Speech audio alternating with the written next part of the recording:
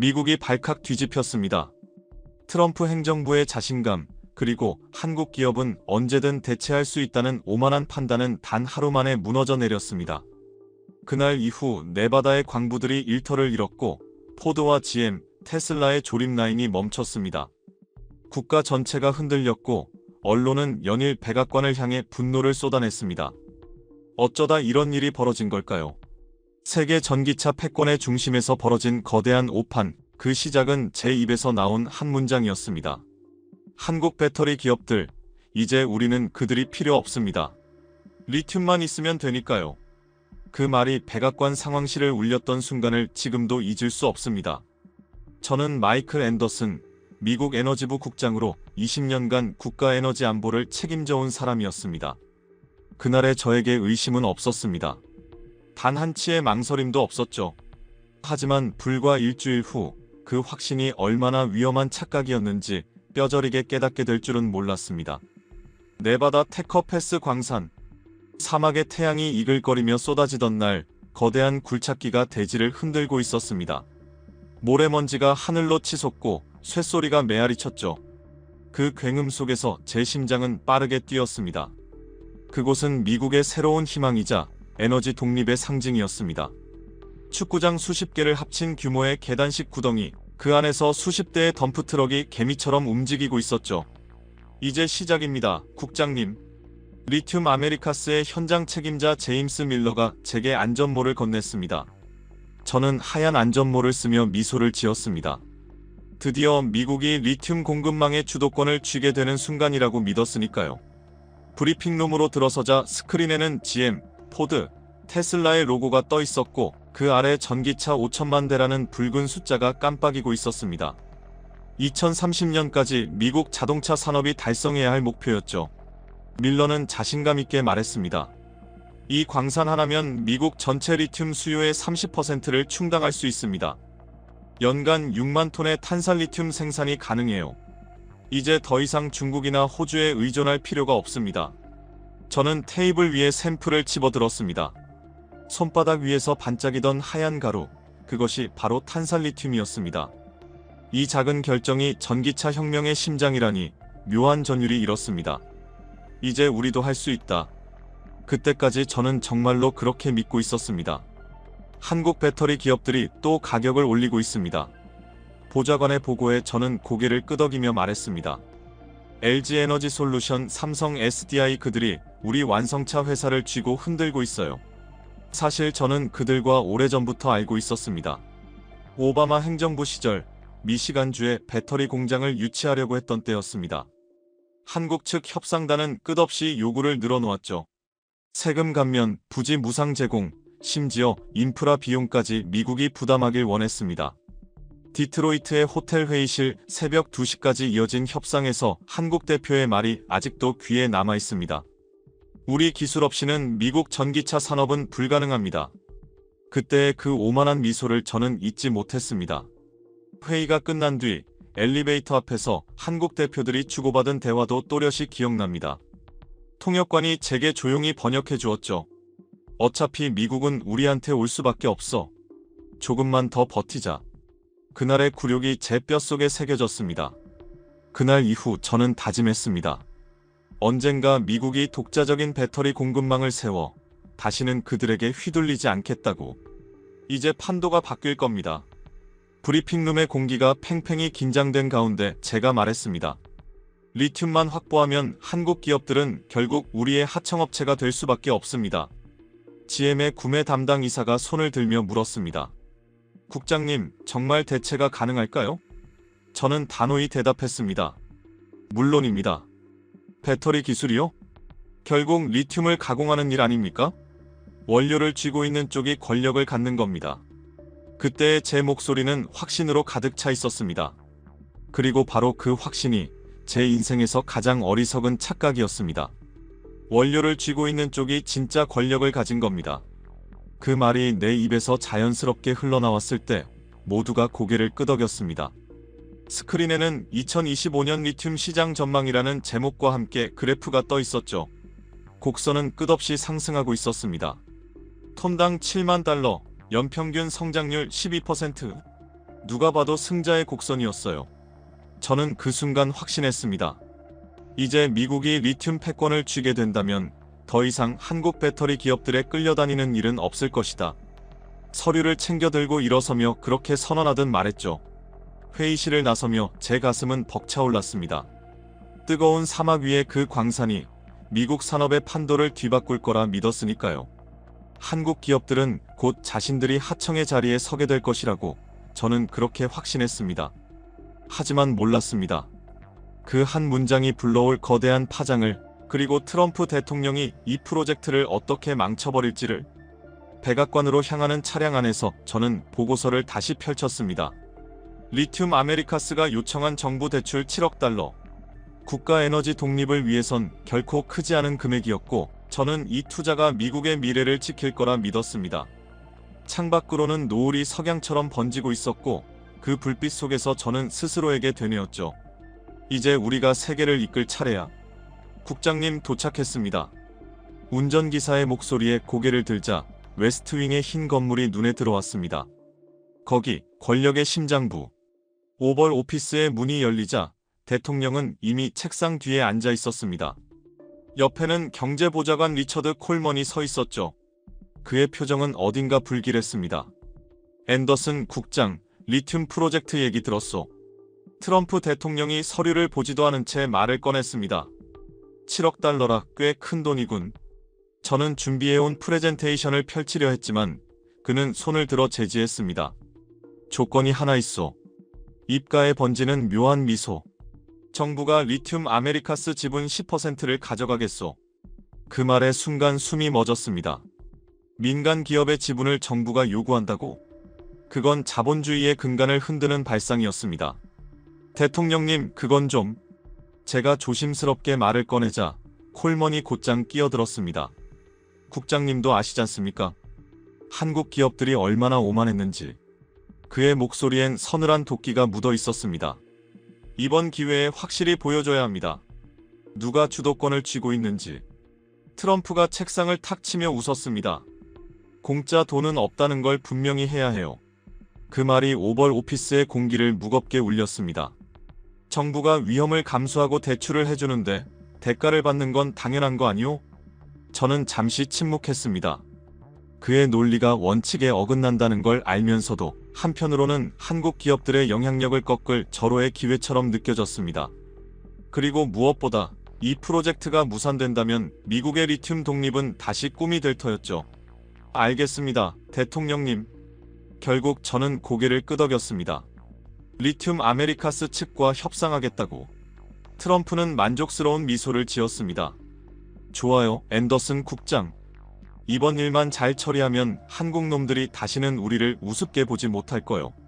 그 말이 끝났을 때 저는 미묘한 불안함을 느꼈습니다. 그럼에도 심장의 박동은 빨라졌습니다. 드디어 그들을 굴복시킬 수 있다는 생각에 흥분을 감출 수 없었죠. 복도를 걸으며 콜먼은 제 옆에서 계속 속삭였습니다. 국장님, 이번이 진짜 기회입니다. 한국이 얼마나 우리를 무시했는지 잊으셨습니까? 그의 말이 귓가에 맴돌았습니다. 그날 밤 네바다로 돌아가는 비행기 안.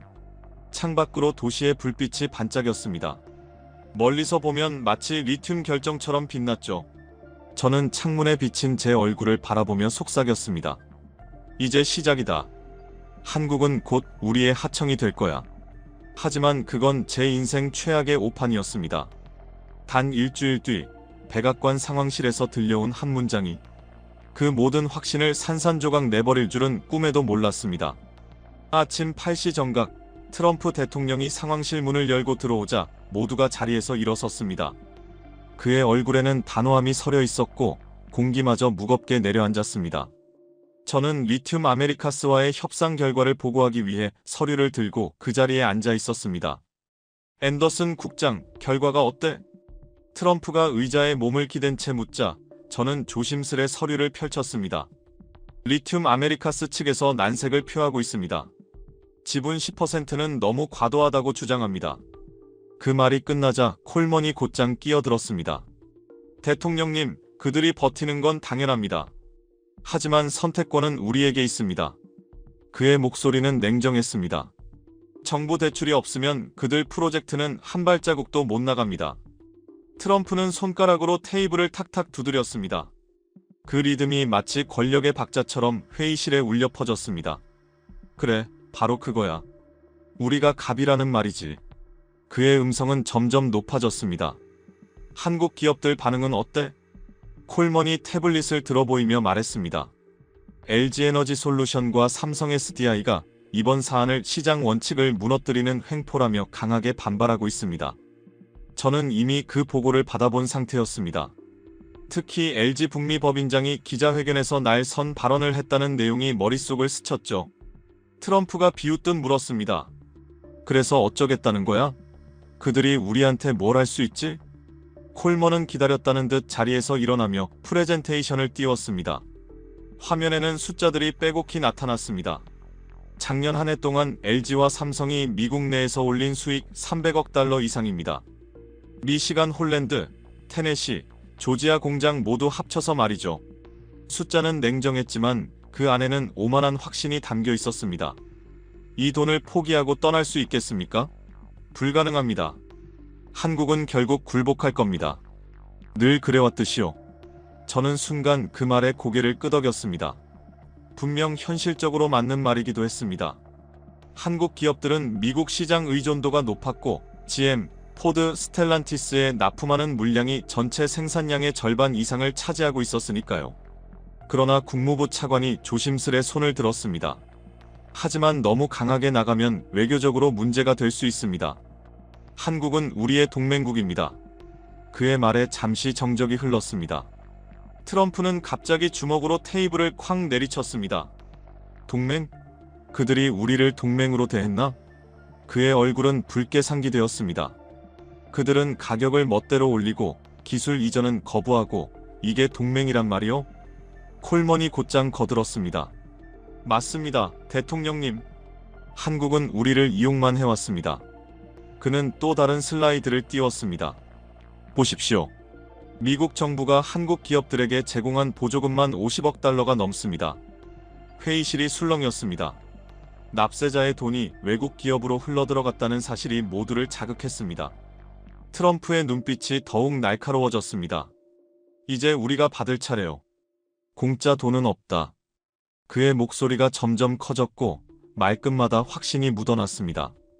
저는 조심스럽게 말을 꺼냈습니다. 대통령님, 그래도 만약 한국 기업들이 실제로 철수한다면 웃기는 소리 하지 마시오. 트럼프가 제 말을 자르며 코웃음을 쳤습니다. 미시간에만 1000억 달러를 투자한 공장을 버리고 간다고? 불가능해. 콜먼도 고개를 끄덕였습니다. 제가 한국 기업들과 일해본 바로는 그들은 협박은 잘하지만 실제 행동으로 옮기지는 못합니다. 허세일 뿐이에요. 떠날 리 없습니다. 그의 말에 회의실의 공기가 다시 단단하게 굳었습니다. 모두가 그 말에 동의하는 듯 고개를 끄덕였죠. 그때 에너지부 부장관이 보고서를 들고 일어섰습니다. 실제로 현재 한국 기업들이 미국에서 건설 중인 공장만 5곳 이상입니다. 그의 말이 끝나자 트럼프는 의자에 몸을 기댄 채 미소를 지었습니다. 그 표정엔 확신이 깃들어 있었습니다. 저는 그때까지만 해도 몰랐습니다. 그 확신이 얼마나 위험한 오만이었는지를.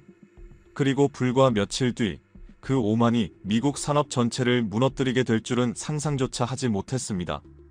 그는 손에 든 자료를 천천히 읽기 시작했습니다. 총 투자 규모는 250억 달러에 달합니다. 그것 봐. 트럼프가 손뼉을 치며 소리쳤습니다. 그 돈을 다 포기하고 떠난다? 말도 안 되는 짓이지.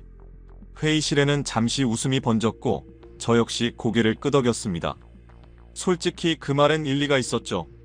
한국 기업들이 이미 투입한 자금 규모를 생각하면 철수는 거의 불가능해 보였습니다. 수천 명의 직원과 수많은 하청업체들, 그리고 주주들의 반발이 뒤따를 것이 뻔했으니까요. 앤더슨 국장. 트럼프가 제 쪽을 바라보며 낮은 목소리로 말했습니다. 리튬 아메리카스에 전하시오. 지분 10%, 그게 우리의 최종 조건이오. 저는 잠시 숨을 고르고 나서 고개를 끄덕였습니다. 알겠습니다, 대통령님. 트럼프의 시선이 다시 날카로워졌습니다. 그리고 한국 기업들에게도 분명히 알리시오. 미국이 리튬을 확보하면 배터리 공급업체는 언제든 바꿀 수 있다고 말이오. 그때 콜먼이 비웃듯 웃으며 말을 이었습니다. 중국 기업들도 준비하고 있습니다. CATL이나 BYD 같은 곳들이 미국 시장 진출에 적극적이죠. 국방부 차관이 조심스럽게 입을 열었습니다. 하지만 배터리 기술은 단순한 산업 문제가 아닙니다. 국가 안보와도 직접적으로 연결돼 있습니다. 그의 말엔 우려가 담겨 있었고 저도 그 말에 공감했습니다. 한국 기업들이 정말 떠난다면 단순한 경제 문제가 아니게 될 테니까요. 그럴 일은 없어. 트럼프가 테이블을 손바닥으로 세게 내리쳤습니다. 한국은 미국 없이 살 수 없어. 우리가 그들의 안보를 지켜주고 있지 않소? 그 말에 콜먼이 곧바로 맞장구 쳤습니다. 맞습니다. 북한 위협 때문에라도 한국은 미국과의 관계를 절대 포기하지 못합니다. 그는 마치 모든 답을 알고 있는 사람처럼 자신감에 차 있었죠. 경제와 안보, 두 가지 모두에서 그들은 우리에게 의존하고 있습니다. 회의가 끝나갈 무렵 트럼프가 의자에서 일어나며 마지막 말을 던졌습니다. 이번 기회에 확실히 보여줍시다. 미국이 여전히 세계 최강국이라는 걸. 그의 목소리는 단호했고 눈빛엔 오만함이 서려 있었습니다. 한국이든 중국이든 우리에게 도전하는 자는 누구든 후회하게 될 거요. 회의실 문이 닫히자 콜먼이 제 어깨를 두드리며 속삭였습니다. 국장님, 이번엔 우리가 이깁니다. 그의 얼굴에는 확신이 깃든 미소가 번져 있었습니다. 그러나 제 마음은 이상하게 무거웠습니다. 한국 기업들의 반응이 예상보다 거셌기 때문이었죠. 특히 LG에너지솔루션 북미 부사장 박지현의 발언이 계속 머릿속을 맴돌았습니다. 미국이 동맹을 거래 대상으로만 본다면 우리도 다시 생각해봐야 합니다. 그 문장은 단순한 반박이 아니라 경고처럼 들렸습니다. 그날 저녁 에너지부 사무실로 돌아온 저는 한국 측의 움직임을 다시 확인했습니다. 삼성 SDI가 긴급 임원회의를 열었고 LG에너지솔루션 역시 이사회를 소집했다는 보고가 올라왔습니다. 잠시 후 부하 직원이 새로운 서류를 들고 들어왔습니다. 국장님, 한국 언론들이 이 사안을 대대적으로 다루고 있습니다. 그는 번역된 기사 몇 장을 제게 건넸습니다. 신문 헤드라인에는 이런 문구가 굵게 쓰여 있었죠. 경제 침략. 저는 한동안 아무 말도 하지 못한 채 그 문장을 바라봤습니다. 기사 속에서는 한국 정부 관계자들의 우려도 함께 실려 있었습니다. 분위기는 점점 심각해지고 있었죠. 그래도 저는 스스로를 안심시켰습니다. 결국은 굴복할 거야. 서류를 덮으며 그렇게 중얼거렸습니다. 콜먼 말이 맞아. 한국은 미국을 떠날 수 없어. 하지만 그날 밤 집으로 돌아가는 차 안에서 이상한 불안감이 밀려왔습니다. 라디오에서는 백악관의 새로운 정책을 분석하는 뉴스가 흘러나왔지만 제 귀에는 아무것도 들어오지 않았습니다. 창밖으로 스쳐 지나가는 불빛들 속에서 문득 그런 생각이 들었죠. 만약 그들이 정말로 떠난다면 그 모든 건 단순한 경제적 손실이 아니라 미국의 시대가 끝났다는 신호가 될지도 모른다고. 다음 날 아침 저는 리튬 아메리카스의 대표와 통화를 했습니다. 그의 목소리는 이상하리만큼 차분했지만 그 안에는 체념이 깔려 있었습니다. 정부의 조건을 받아들이겠습니다. 지분 10% 동의합니다. 짧은 침묵 끝에 들려온 그 한마디에 저는 손에 쥔 펜을 내려놓았습니다. 이로써 모든 게 해결된 줄 알았습니다. 저는 즉시 백악관으로 이 소식을 보고했습니다. 전화기 너머로 들려온 트럼프의 웃음소리가 아직도 귀에 맴돕니다. 잘했어, 앤더슨 국장. 이제 한국 놈들이 누가 주인인지 알게 될 거야. 콜먼 역시 옆에서 박수를 치며 좋아했습니다. 그들은 완벽히 승리를 확신하고 있었죠. 하지만 그날 오후 모든 걸 뒤집어 놓는 소식이 전해졌습니다. 한국 배터리 기업들이 공동성명을 발표한 것입니다. 미국 정부의 불공정한 요구에 굴복하지 않겠다. 필요하다면 미국 시장에서 철수할 준비가 되어 있다. 동맹은 거래가 아니라 상호 존중을 바탕으로 해야 한다. 성명서를 읽는 내내 손끝이 떨렸습니다. 이건 단순한 언론용 멘트가 아니었습니다. 그들의 분노는 진짜였고 그 결의는 냉정했습니다. 공동성명 발표 사흘째, 워싱턴은 사실상 패닉 상태였습니다. 언론은 한미동맹의 균열, 전기차 패권의 전환점이라는 자극적인 제목으로 연일 보도를 내보냈습니다. 에너지부 상황실의 모니터에는 실시간 뉴스 속보가 빼곡히 올라오고 있었죠. 그때 부하 직원이 급하게 문을 열고 들어왔습니다. 국장님, 리튬 가격이 폭락하고 있습니다. 그가 내민 태블릿에는 붉은 그래프가 가파르게 떨어지고 있었습니다. 불과 일주일 만에 톤당 7만 달러였던 가격이 5만 달러로 곤두박질 친 것이었습니다. 무슨 일입니까? 제가 묻자 직원이 숨을 고르며 대답했습니다. 중국이 재고를 대량 방출하고 있습니다. 그리고 그는 잠시 머뭇거렸습니다. 한국 기업들이 리튬 구매를 전면 중단했다는 소문이 있습니다.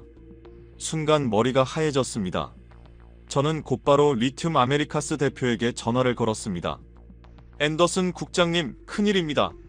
전화기 너머에 그의 목소리는 떨리고 있었습니다. 이 가격이면 프로젝트 자체가 위험합니다. 정부 지원금을 더 받아야 할 것 같습니다. 얼마나 더 필요합니까? 최소 3억 달러는 추가되어야 합니다. 그의 대답에 저는 한숨을 내쉬었습니다. 상황은 이미 단순한 시장 문제가 아니었습니다. 더 큰 문제는 그 직후 GM에서 올라온 보고서였습니다. 전기차 생산 지연 예상 기간 3개월. 빨간 글씨로 표시된 경고문이 제 눈에 들어왔습니다. 한국산 배터리 대체 공급처 확보 실패 시 연간 생산 목표 달성 불가능. 예상 손실액 50억 달러. 문서 위의 숫자들이 마치 제 머릿속에서 폭발하듯 퍼졌습니다. 잠시 후 GM의 구매 담당 부사장이 직접 전화를 걸어왔습니다. 앤더슨 국장님, 한국 기업들이 실제로 공급을 중단할 움직임을 보이고 있습니다.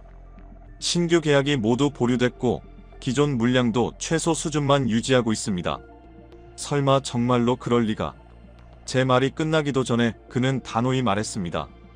디트로이트 공장은 이미 생산 속도를 줄이기 시작했습니다. 저는 곧장 백악관으로 향했습니다. 상황실 안에는 콜먼과 주요 관료들이 이미 모여 있었죠.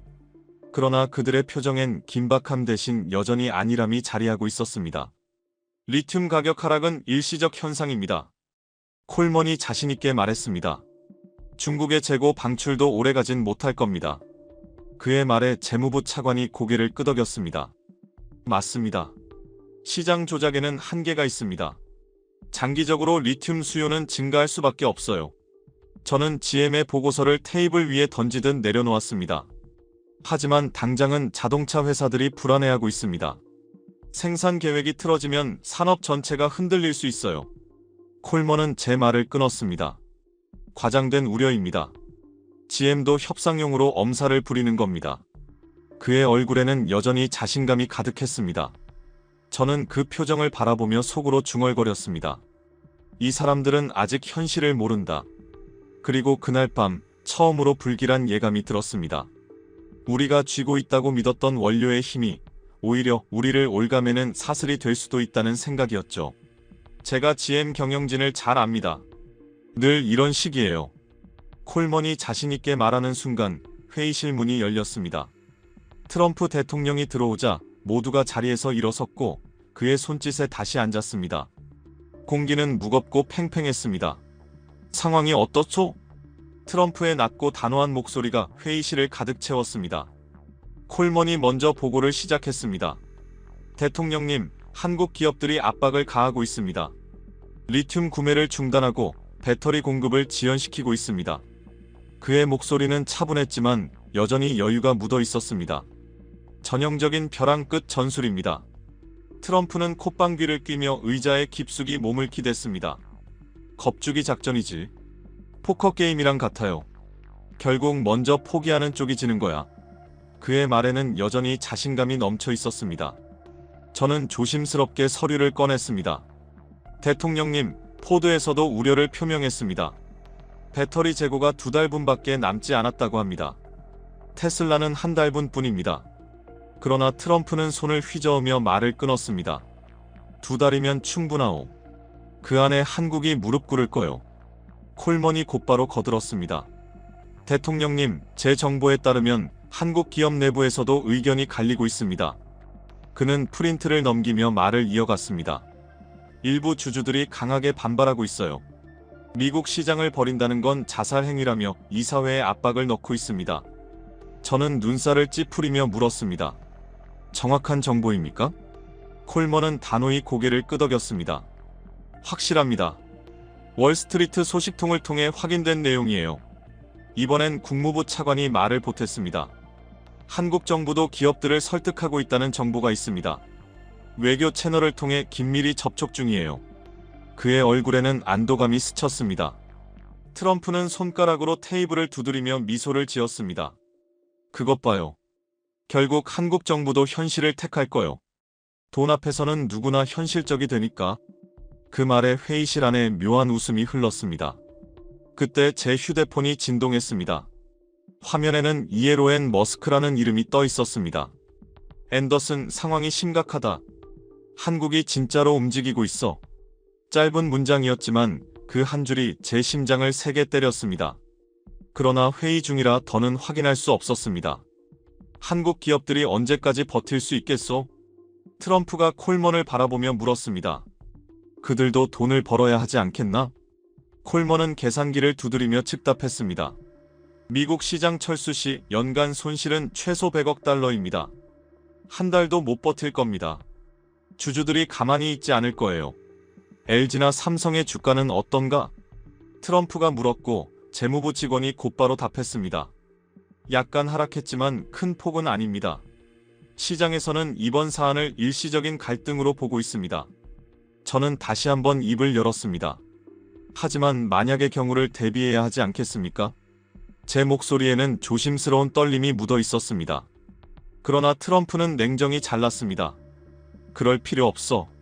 우리가 흔들리는 모습을 보이는 순간 그때야말로 진 거요.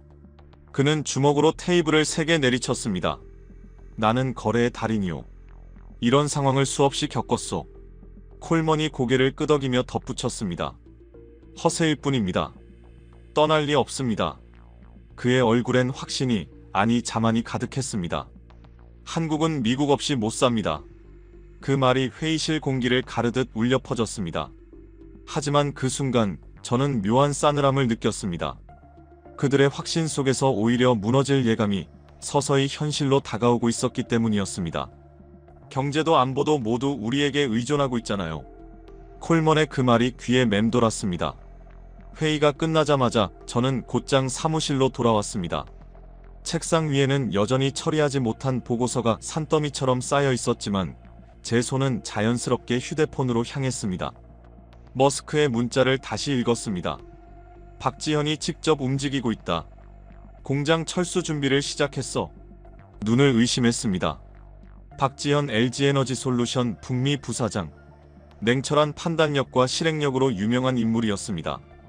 그녀가 직접 나섰다는 건 단순한 압박이 아니라 실제 행동에 옮기겠다는 신호였습니다. 저는 곧장 미시간 홀랜드 공장 관리자에게 전화를 걸었습니다. 상황이 어떻습니까? 짧은 정적 뒤에 돌아온 답은 불길했습니다. 이상합니다. 한국 직원들이 뭔가 정리하는 것 같습니다. 중요한 서류들을 박스에 담는 걸 봤어요. 그 말에 심장이 세게 뛰었습니다. 설마 진짜로 떠난다는 건가? 그 즉시 포드의 최고 운영 책임자에게 연락을 취했습니다. 앤더슨 국장, 정말 걱정됩니다. 올해 전기차 10만 대 생산 목표가 있는데 배터리가 없으면 아무 의미가 없습니다. 중국 업체들은요? 품질이 문제입니다. 게다가 우리 생산 라인은 전부 한국 배터리에 맞춰져 있습니다. 그의 한숨이 전화기 너머로 깊게 들려왔습니다. 저는 최대한 침착하게 말했습니다. 곧 해결될 겁니다. 한국도 결국 협상 테이블로 돌아올 거예요. 그러나 제 말에는 확신이 없었습니다. 그저 누군가를, 아니 스스로를 안심시키고 싶었을 뿐이었습니다. 그날 밤 집에 돌아와 TV를 켰습니다. 뉴스는 온통 한국 이야기뿐이었습니다. 미국의 경제 침략에 맞서자 동맹을 거래로 보는 미국을 규탄한다. 서울 도심의 시민들이 피켓을 들고 시위하는 장면이 생중계로 흘러나왔습니다. 그들의 눈빛은 분노로 가득했고 목소리는 단단했습니다. 아내가 제 옆으로 다가왔습니다. 여보, 정말 괜찮은 거야? 그녀의 눈에도 불안이 서려 있었습니다. 물론이지. 한국은 허세만 부리는 거야. 저는 억지로 미소를 지으며 답했지만 속은 뒤집히고 있었습니다. 그날 밤 잠이 오지 않았습니다. 다음 날 아침 뉴스 속보가 터졌습니다. 리튬 가격이 톤당 4만 달러까지 폭락했다는 소식이었습니다. 네바다 광산은 단숨에 적자 상태로 전락했습니다. 잠시 후 리튬 아메리카스 대표에게서 전화가 걸려왔습니다. 국장님, 이대로는 프로젝트를 중단해야 합니다. 그의 목소리에는 절망이 서려 있었습니다. 주주들이 들고 일어났습니다. 더 이상 감당할 수 없습니다. 하지만 그보다 더 큰 폭탄은 한국발 뉴스였습니다. LG와 삼성이 공동으로 유럽 배터리 기업과 전략적 제휴를 맺었다는 발표가 나온 겁니다. 미국 시장 의존도를 줄이겠다. 그 문장은 분명하고 냉정했습니다. 유럽 언론들은 이 소식을 대대적으로 다뤘습니다. 미국의 보호무역주의에 대한 아시아의 반격, 워싱턴의 오만이 부른 산업 붕괴. 신문마다 굵은 제목이 일면을 채웠습니다. 저는 곧바로 백악관으로 향했습니다. 하지만 도착하자마자 콜먼이 창백한 얼굴로 제 앞에 섰습니다. 그의 눈빛은 완전히 달라져 있었습니다. 앤더슨 국장, 방금 한국 기업들이... 그의 목소리가 떨렸습니다.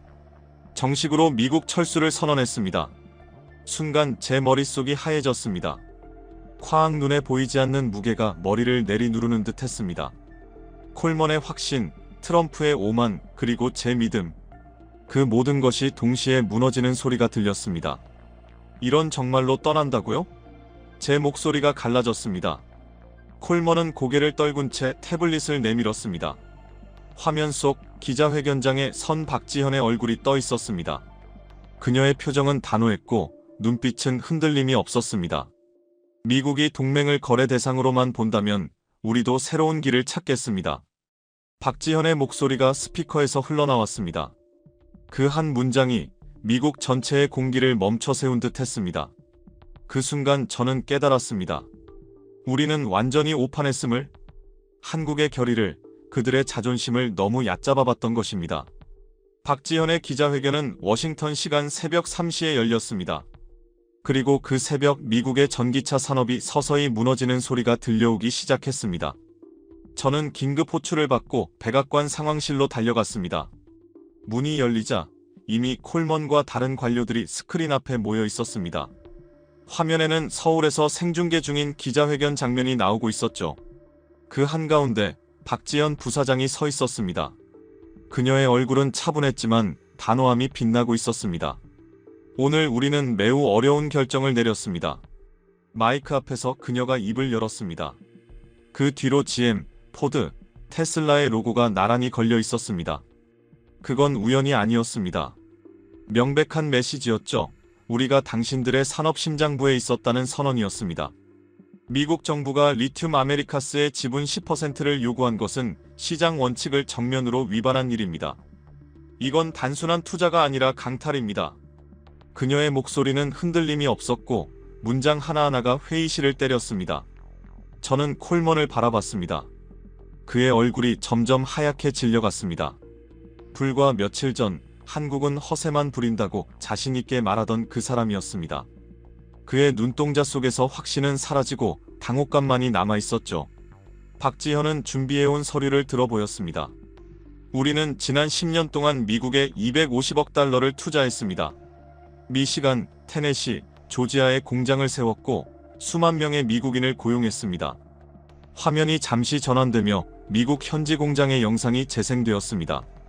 LG 에너지 솔루션과 삼성 SDI 로고가 선명히 보였고 그 안에서 일하는 미국인 노동자들이 화면을 가득 채웠습니다. 하지만 미국 정부는 우리를 동등한 파트너로 보지 않았습니다. 그녀의 목소리가 단단해졌습니다. 한국 기업들을 하청업체로 만들겠다는 에너지부 국장의 발언을 우리는 알고 있습니다. 그 순간 회의실의 시선이 일제히 제게 쏠렸습니다. 숨이 막혔습니다. 네바다 광산에서 제가 했던 말이 어떻게 한국까지 전해진 걸까요? 박지현은 심호흡을 하고 차분히 결정을 발표했습니다. 따라서 우리는 다음과 같이 결정했습니다. 첫째, 미국 정부가 리튬 아메리카스 지분 요구를 철회하지 않는 한 모든 신규 투자를 중단합니다. 회의실이 술렁였습니다. 국무부 차관이 낮은 목소리로 욕설을 내뱉었습니다. 둘째, 기존 계약은 최소한으로만 이행하며 추가 공급은 없습니다. 셋째, 필요시 단계적으로 미국 시장에서 완전 철수할 준비가 되어 있습니다. 그 말이 끝나는 순간 회의실 공기가 얼어붙었습니다. 그때 트럼프 대통령이 문을 밀치고 들어왔습니다. 잠옷 위에 가운만 걸친 채 얼굴은 분노로 상기되어 있었습니다. 뭐라고? 감히 우리를 협박해? 그의 목소리가 회의실 벽을 때렸습니다. 하지만 박지현의 다음 말은 더 큰 충격이었습니다. 우리는 이미 대안을 마련했습니다. 그녀가 슬라이드를 넘겼습니다. 화면에는 유럽의 노스볼트, 중국의 CATL 로고가 선명히 떠올랐습니다. 우리는 유럽과 아시아의 새로운 파트너들과 협력을 강화할 것입니다. 불과 며칠 만에 이런 준비를 해놨다는 사실이 믿기지 않았습니다. 그건 즉흥적인 반응이 아니라 이미 오래전부터 계획된 대응이었습니다. 특히 유럽연합은 우리를 환영하고 있습니다. 그들은 진정한 파트너십이 무엇인지 알고 있으니까요. 그녀가 덧붙이자 회의실 안의 공기가 완전히 멈춰버렸습니다. 콜먼은 주먹을 쥔 채 중얼거렸습니다. 이건 배신이야. 우리가 그들을 지켜줬는데. 그러나 박지현의 다음 말이 그의 입을 완전히 막았습니다. 동맹은 일방적인 관계가 아닙니다. 그녀의 눈빛이 카메라를 향했습니다. 그 시선은 마치 우리 한 사람 한 사람을 꿰뚫는 듯 했습니다. 미국이 우리를 존중하지 않는다면 우리도 새로운 길을 선택할 수밖에 없습니다. 존중 없는 동맹엔 미래가 없습니다. 그 순간 회의실 전체가 정적에 휩싸였습니다. 누구도 말을 잇지 못했습니다. 그녀의 말이 끝났을 때 저는 비로소 깨달았습니다. 우리는 한 나라의 결의와 자존심을 너무 가볍게 여겼다는 것을. 한국은 단순한 협력국이 아니라 미국 산업의 절반을 지탱하고 있던 파트너였다는 사실을 잊고 있었던 겁니다. 기자들의 질문이 이어졌습니다. 정말로 미국 공장을 폐쇄하실 겁니까? 우리는 미국 직원들을 소중히 생각합니다. 박지현이 차분히 대답했습니다. 하지만 미국 정부가 지금 같은 태도를 유지한다면 어쩔 수 없는 선택이 될 것입니다. 또 다른 기자가 물었습니다. 한국 정부의 입장은 어떻습니까? 박지현은 미소도 없이 단호하게 답했습니다. 정부는 우리의 결정을 지지합니다. 경제 주권을 지키는 것은 국가의 의무이기 때문입니다. 그 말이 끝나는 순간 저는 완전히 얼어붙었습니다. 트럼프의 오만, 콜먼의 확신, 그리고 나의 자만. 그 모든 것이 한순간에 무너지는 소리가 들렸습니다. 화면 속 그녀의 마지막 말이 제 가슴에 깊이 남았습니다. 존중 없는 동맹엔 미래가 없습니다. 그날 저는 처음으로 깨달았습니다. 힘보다 더 무서운 건 존중을 잃은 동맹이라는 것을. 기자회견이 끝나자 백악관 상황실은 무겁게 가라앉았습니다. 누구 하나 입을 열지 못했고 스크린에서 박지현의 모습이 사라진 자리에는 묘한 정적만이 남아있었습니다. 트럼프 대통령의 얼굴은 붉게 달아올랐다가 금세 푸르게 질렸습니다. 이런 건방진. 그가 욕설을 내뱉으려다 멈췄습니다. 국무부 장관이 조심스레 말을 꺼냈죠. 대통령님, 일단 진정하시고. 그러나 트럼프는 손을 번쩍 들어 그를 제지했습니다. 콜먼, 당신이 그랬잖아. 한국은 절대 안 떠난다고. 트럼프의 분노가 콜먼에게 향했습니다. 허세일 뿐이라며? 절대 떠나지 않을 거라고 장담했잖아. 그의 목소리가 점점 높아졌습니다. 콜먼은 고개를 숙인 채 아무 말도 하지 못했습니다. 불과 며칠 전만 해도 자신감으로 가득 차 있던 그의 모습은 온데간데 없었죠. 저도 예상 못했습니다. 그가 겨우 한마디를 내뱉었습니다. 저는 급히 디트로이트에 전화를 걸었습니다. GM 상황이 어떻습니까? 난리입니다, 국장님. 현장은 완전 패닉 상태예요. 라인 매니저의 목소리가 떨렸습니다. 부품 재고가 바닥났습니다. 지금 속도론 다음 주면 공장이 멈춥니다. 곧이어 포드에서도 전화가 왔습니다. 앤더슨 국장님, 이대로면 다음 달 전기차 생산이 전면 중단됩니다. 최고은영 책임자의 목소리는 거의 울먹이는 수준이었습니다. 잠시 후 머스크의 이름이 휴대폰 화면에 떴습니다. 전화를 받자마자 그의 목소리가 폭발하듯 터졌습니다. 앤더슨, 당신들이 일을 완전히 망쳤어. 우리 공장도 마비 직전이야. 그의 분노는 정당했습니다. 저는 아무 대꾸도 하지 못했습니다. 모든 게 우리의 오만함 때문이었으니까요. 그때 재무부 차관이 헐레벌떡 뛰어들어왔습니다. 국장님, 주식시장이 무너지고 있습니다. 그는 헐떡이며 태블릿을 내밀었습니다. 화면 속 그래프는 새빨갛게 내려꽂히고 있었습니다. GM은 개장 10분 만에 8% 하락, 포드는 9%입니다. 회의실에 앉아있던 사람들의 얼굴이 하얗게 질렸습니다. 반면 한국 기업들의 주가는 오히려 상승 곡선을 그리고 있었죠. 이게 무슨 일이야? 투자자들이 한국 편을 든다고? 트럼프가 믿을 수 없다는 표정으로 물었습니다. 재무부 차관이 차분히 설명했습니다. 시장이 한국 기업들의 기술력과 공급 안정성을 높게 평가하고 있습니다. 미국 자동차 회사들이 더 큰 피해를 입을 거라고 보는 거죠. 의회에서도 반응이 폭발했습니다. 민주당 원내대표가 곧바로 성명을 발표했습니다. 트럼프 행정부의 무모한 보호무역 정책이 미국 제조업을 위기로 몰아넣었다. 공화당 내에서도 불만이 터져나왔습니다. 미시간 주 상원의원이 트위터에 이렇게 썼습니다. 수만 명의 일자리가 위험하다.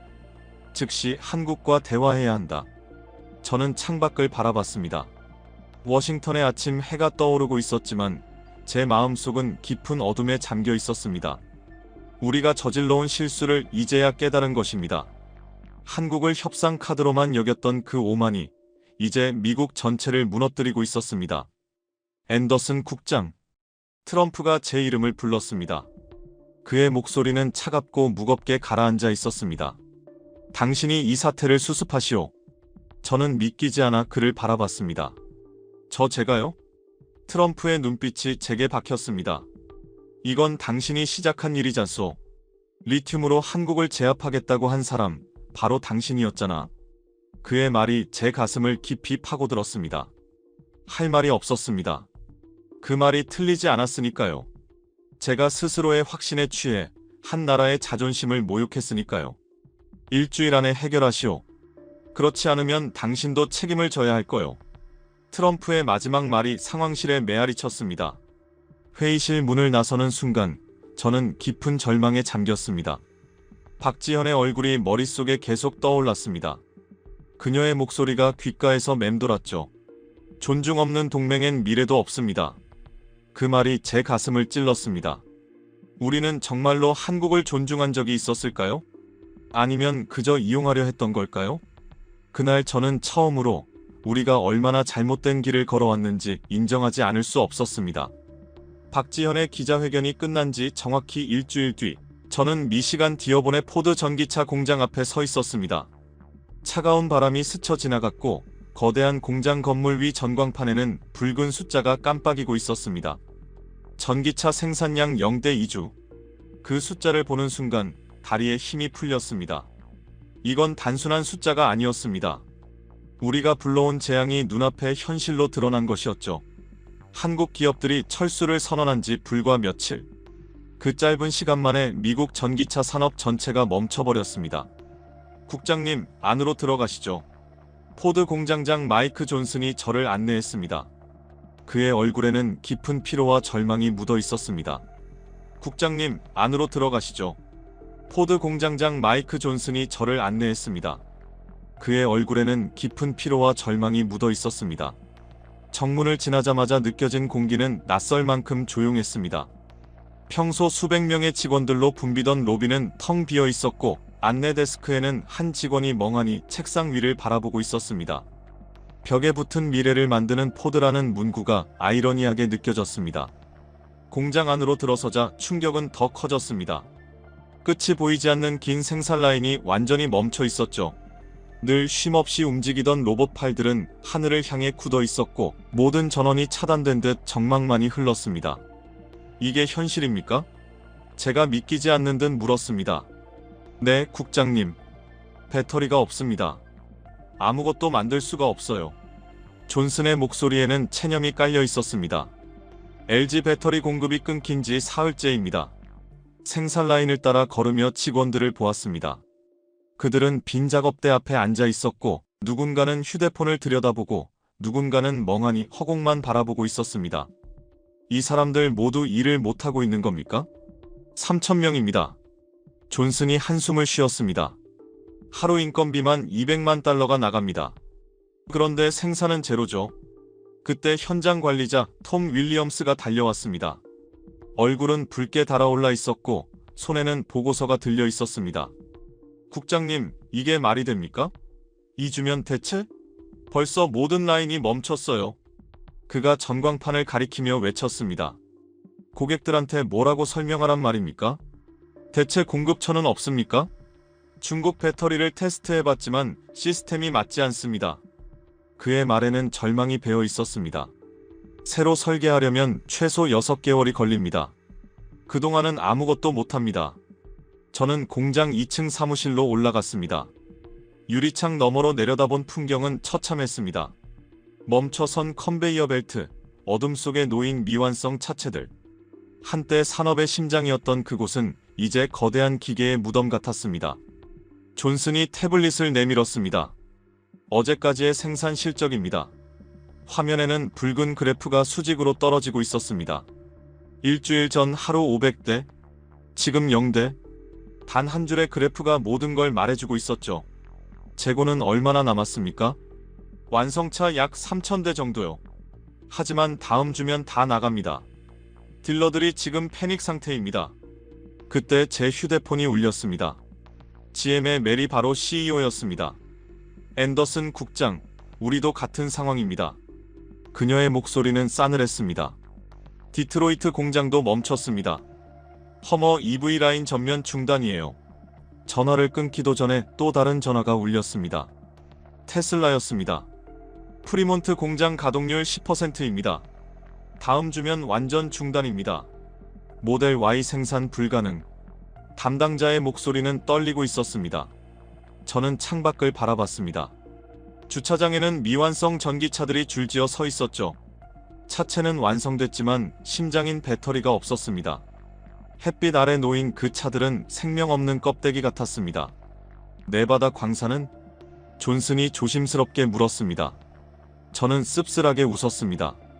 거기도 멈췄습니다. 그 말밖에 할 수 없었습니다. 리튬 가격이 톤당 3만 달러까지 떨어졌어요. 캐면 캘수록 손해입니다. 실제로 네바다 테커패스 광산은 이틀 전 모든 가동을 중단했습니다. 그날 저는 처음으로 절감했습니다. 미국이 믿었던 리튬 패권의 꿈은 단 일주일 만에 모래 위에 성처럼 무너졌다는 것을. 그리고 그 모든 시작이 바로 제 입에서 나온 단 한 문장이었다는 것을. 그토록 자랑스럽게 여겼던 리튬 독립의 꿈은 완전히 무너져 내렸습니다. 네바다의 사막에서 이제 우리가 주도권을 쥐었다고 외치던 그날의 확신이 지금은 잿빛 절망으로 바뀌어 있었죠. 리튬 아메리카스는 결국 파산 직전까지 몰렸습니다. 투자자들이 썰물처럼 빠져나가면서 주가는 하루 만에 반토막이 났고 현장에서는 임금체불 사태까지 벌어졌습니다. 리튬이 아니라 기술이 진짜 자산이었다는 말이 이제는 누구나 하는 농담처럼 들렸습니다. 테네시 스프링힐 GM 공장에서도 같은 보고가 올라왔습니다. 울티움 배터리 라인이 완전히 멈췄습니다. 현장 책임자의 목소리는 메말라 있었습니다. LG 기술자들이 전원 철수했습니다. 핵심 엔지니어 200명이 한꺼번에 떠났어요. 저는 급히 본사로 돌아와 긴급 화상회의를 열었습니다. 화면에는 GM, 포드, 스텔란티스의 경영진이 나란히 자리했습니다. 그들의 표정은 하나같이 어두웠습니다. 화면 속 공장 지도의 곳곳에는 빨간 정지 표시가 붙어 있었죠. 이번 달 전기차 생산 목표는 10만 대였습니다. GM 부사장이 굳은 얼굴로 말했습니다. 하지만 실제 생산은 0대가 될 것 같습니다. 그 말이 떨어지자 회의실의 공기가 무겁게 내려앉았습니다. 포드 부사장도 고개를 들었습니다. 우리는 F-150 라이트닝이 완전히 중단됐습니다. 이미 선주문 5만 대가 밀려있는데 고객들에게 뭐라고 설명합니까? 그의 목소리에는 분노와 공포가 섞여 있었습니다. 스텔란티스 임원도 끼어들었습니다. 이미 수십억 달러의 선금이 입금된 상태입니다. 납품 불이행으로 소송만 수십 건입니다. 이 상황에서 누가 미국산 전기차를 믿겠습니까? 아무도 대답하지 못했습니다. 모두의 시선이 텅 빈 모니터 위를 헤매고 있었습니다. 누구도 해결책을 내놓지 못했고 그저 침묵만이 이어졌죠. 회의를 끝내고 저는 다시 공장 현장으로 향했습니다. 휴게실 안에는 수십 명의 노동자들이 모여 뉴스를 보고 있었습니다. TV 화면에는 한국 배터리 공장에서 일하던 미국인들의 인터뷰가 나오고 있었죠. 우리도 일자리를 잃게 생겼어요. 한 여성 노동자가 눈물을 닦으며 말했습니다. 한국 회사가 떠나면 우리는 어떻게 살죠? 대출도 아직 다 못 갚았는데. 그때 한 노동자가 제게 다가왔습니다. 당신이 앤더슨 국장이죠? 그의 눈빛에는 분노가 서려 있었습니다. 당신들이 한국을 몰아낸 거 아닙니까? 우리 일자리를 망친 게 바로 정부 아니에요? 주변에서 술렁임이 번졌습니다. 맞아, 정부가 욕심부리다 이런 꼴이 된 거야. 우린 아무 잘못도 없는데 왜 우리가 피해를 봐야 해? 목소리들이 격해졌고 저는 입을 다물 수밖에 없었습니다. 그들의 말은 모두 사실이었으니까요. 공장 밖으로 나오며 저는 다시 전광판을 올려다봤습니다. 전기차 생산량 0대 2주. 붉은 숫자가 깜빡이는 그 모습은 마치 미국 자동차 산업의 묘비명 같았습니다. 주차장으로 향하는 길에 트럭 운전사 한 명이 다가왔습니다. 국장님, 부품 운송도 다 끊겼습니다. 10년 만에 처음이에요. 그의 얼굴은 피로와 절망으로 굳어 있었습니다. 가족이 있는데 이젠 먹고 살 길이 없습니다. 저는 차를 몰고 공장을 빠져나왔습니다. 창밖의 풍경은 참혹했습니다. 북적이던 부품 공급 업체들은 문을 닫았고 식당과 주유소에는 손님이 한 명도 없었습니다. 한 지역의 경제가 순식간에 무너지고 있었죠. 고속도로에 올라 라디오를 켰습니다. 미국 전기차 생산 완전 중단. 정부는 뭐하고 있나? 진행자의 날카로운 목소리가 울려 퍼졌습니다. 트럼프 행정부의 정책 실패로 수만 개의 일자리가 사라질 위기입니다. 저는 라디오를 껐습니다. 차창 밖으로 흐르는 풍경은 흐릿했고 머릿속에서는 한 문장만이 계속 떠올랐습니다. 리튬만 있으면 한국은 우리의 하청이 될 것이다. 불과 한 달 전 네바다의 사막에서 제가 내뱉은 그 말. 지금 생각하면 그것이 얼마나 어리석고 오만한 확신이었는지 뼈저리게 느껴졌습니다. 리튬만으로는 아무것도 할 수 없었습니다. 진짜 힘은 기술과 사람, 그리고 신뢰에 있었던 겁니다. 워싱턴으로 돌아오는 비행기 안에서 저는 보고서를 썼습니다. 미국 전기차 생산 완전 중단. 예상 손실 하루 10억 달러. 고용 위기 임박. 숫자들을 적는 제 손이 떨렸습니다. 그날 저는 비로소 깨달았습니다. 우리가 잃은 것은 단순히 산업이 아니라 신뢰였다.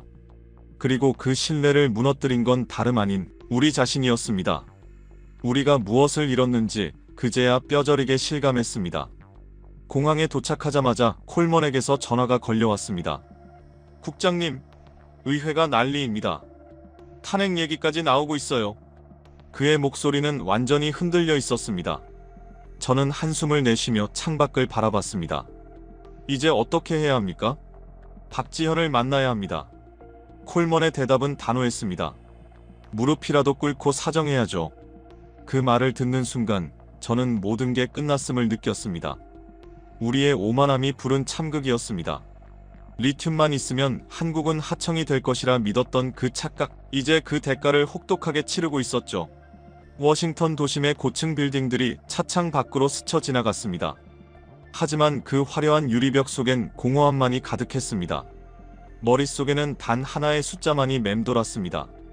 전기차 생산량 0대.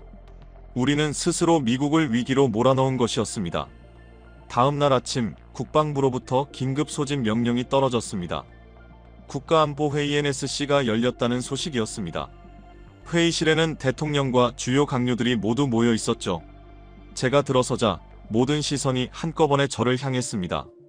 앤더슨 국장, 상황 브리핑을 시작하시오. 국방부 장관의 목소리는 냉정했습니다. 저는 준비해온 보고서를 열어 스크린에 띄웠습니다. 첫 화면에는 거대한 붉은 그래프가 나타났습니다.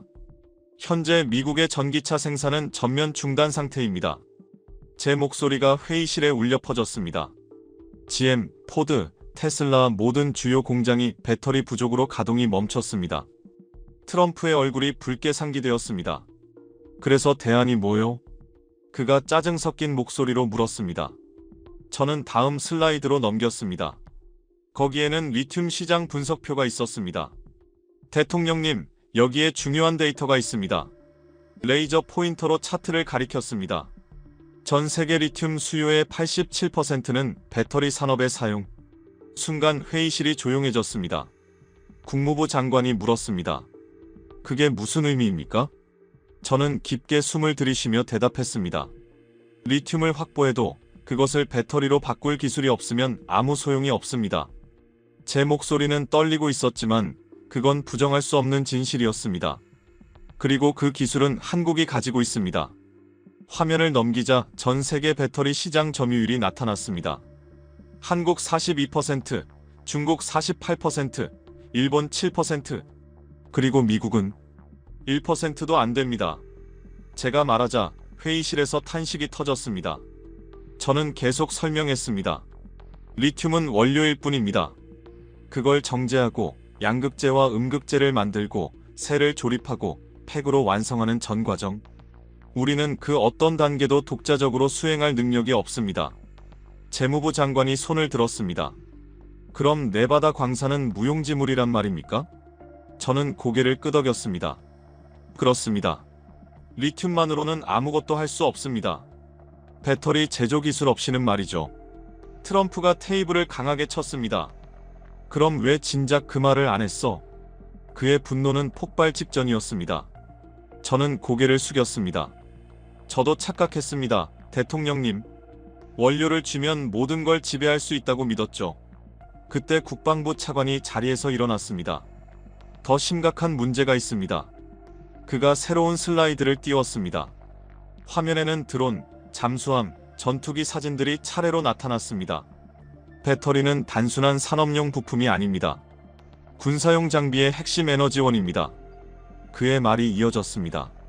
한국의 고밀도 배터리 기술 없이는 우리의 드론 체계, 잠수함 작전, 전투기 탑재 장비까지 모두 제약을 받게 됩니다.